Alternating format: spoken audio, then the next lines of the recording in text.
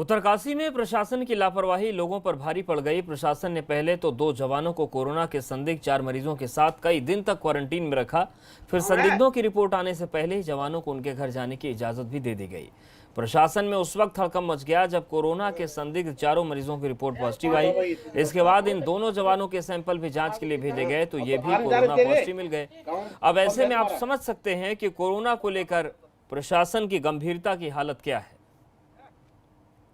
ये जो 5 केसेस हैं इनके प्राइमरी कॉन्टैक्ट्स या हाई रिस्क कॉन्टैक्ट्स हम लोगों ने आइडेंटिफाई करते हुए उनमें से मैक्सिमम लोगों को हम लोग सैम्पलिंग और क्वारंटीन के लिए ला चुके हैं और कुछ लोगों को लाने की कार्रवाई की जा रही है। और इनके सेकेंडरी कॉन्टैक्ट्स जो हैं या गांव में जो है प्रिकॉशनरी तौर पे सारी ILI के सर्विस और वो सब किया जा रहा है और हमारे अलर्ट पे हैं।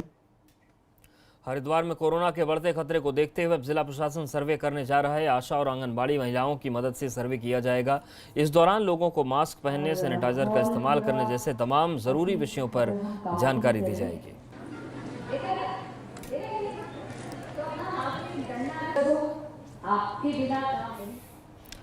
टिहरी में लगातार प्रवासियों के आने का सिलसिला जारी है, जिससे कोरोना संक्रमण के मामले भी लगातार बढ़ रहे हैं। जिले में अभी तक 294 कोरोना पॉजिटिव मामले सामने आए हैं। इसमें 213 लोग ठीक होकर घर जा चुके हैं। वहीं 81 एक्टिव केस अभी कोरोना आइसोलेशन सेंटर में क्वारंटीन है।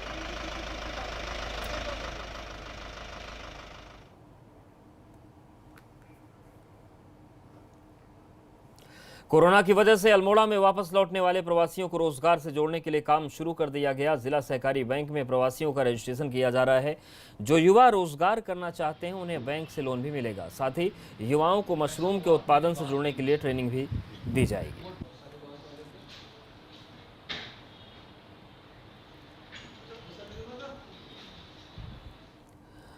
हल्द्वानी में कुमाऊं कमिश्नर अरविंद सिंह याकी ने कैंप कार्यालय में अधिकारियों के साथ बैठक की। इस दौरान आगामी मानसून सीजन की तैयारियों को लेकर बातचीत हुई। कुमाऊं कमिश्नर का कहना है कि मंडल के सभी जिलों को मानसून सीजन को सभी तैयारियां दुरुस्त करने के निर्देश दिए गए। ज़्यादा तो ये है कि हमारा कम्युनिकेशन नेटवर्क वो सही रहना चाहिए। उसके लिए है कि सड़कें ठीक रहें। सड़कों को ठीक रखने के लिए ज़रूरी है कि कम से कम उनकी ड्रेनेज सिस्टम, कल्वर्ट्स और उनकी साफ़ सफाई अच्छी हों।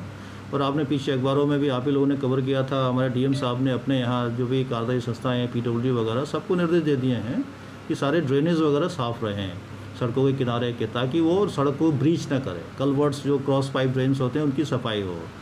साथ ही जो भी वल्नरेबल पॉइंट्स हैं जहाँ भी रोड ब्लॉक होते हैं ट्रेडिशनली, वहाँ पर कम से कम JCB मशीन, उसका ऑपरेटर और उसके कंसर्न JE, उन सब का बाकायदा एक डिस्ट्रिक्ट उनका मानसून प्लान बनता है। उसमें सबका एक उनके कॉन्टैक्ट नंबर्स सब लोग चिन्हित कर लिए गए हैं, उनके प्लेसमेंट की व्यवस्था कर ली गई है। और उत्तराखंड की कुछ और अहम खबरें देखते हैं फटाफट अंदाज में। काशीपुर में युवती ने पंखे से लटक कर लगाई फांसी। मां की मौत के बाद सदमे में थे लड़की, सदमे की वजह से सुसाइड की आशंका। टिहरी में भी रक्षा मंत्री राजनाथ सिंह की वर्चुअल रैली से जुड़े भाजपा कार्यकर्ता। भाजपा दफ्तर पर पदाधिकारियों और कार्यकर्ताओं ने रक्षा मंत्री को सुना। उधम सिंह नगर में कोरोना पॉजिटिव मरीजों की संख्या हुई 114। अब तक 83 मरीज डिस्चार्ज होकर जा चुके हैं घर।